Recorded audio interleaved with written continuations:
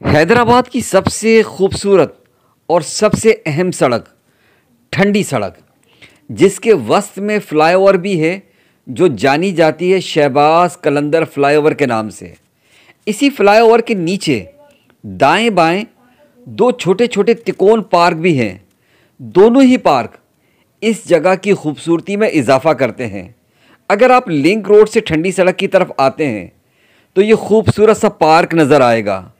आप खुद अंदाज़ा कर सकते हैं कि ये पार्क बेहतर अंदाज में मैनेज किया हुआ है।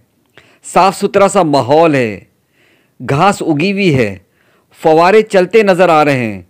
एक शख्स इसकी देखभाल भी कर रहा है, घास को पानी भी बाकायदा दिया जा रहा है। रात को ये मंज़र लाइटें जलने के बाद और ज़्यादा खूबसूरत नज़र आता है। यहाँ से गुज़रने वालों को ये छोटा सा पार्क एक अच्छा तासुर पेश करता है। और इसी